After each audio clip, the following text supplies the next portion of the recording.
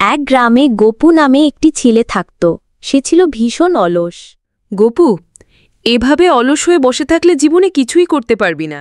উহু, মা, যদি কোনো কাজ না করেই খাবার মিলত, কি মজা হতো। একদিন সে ঠিক করল এমন জায়গায় যাবে যেখানে কোনো কাজ করতে হয় না। অন্য একটি গ্রামে ঢোকে বাজারে সবকিছু 1 টাকা সের। লোকেরা অলসভাবে ঘুরছে। এই তো বেহেশত, কিছু না করেই খাও দাও ঘুমাও। সে সারাদিন শুধু খায় আর ঘুমায়। কোনো কাজ না করায় সে খুব মোটা হয়ে গেল। একদিন সেই রাজ্যে এক অদ্ভুত ঘটনা ঘটল।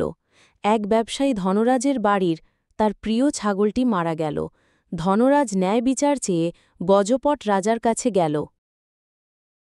মহারাজ, দেওয়াল পড়ে আমার প্রিয় ছাগলটা মারা গেছে। এবার বোঝা যাবে কে দোষী। আমি তো শুধু গাঁথা দিয়েছি, চুন বেশি পাতলা ছিল। ভিস্তিওয়ালা জল বেশি দিল। যোগীজি আশীর্বাদ দিচ্ছিলেন, তাই থলি ঢলে গেল। সারা রাজ্যে এমন মোটা কেউ নেই যাকে ফাঁসি দেওয়া যাবে। রাজার লোকেরা ঘুরে ঘুরে খুঁজে পেল গোপুকে, কারণ সেই ছিল সবচেয়ে মোটা।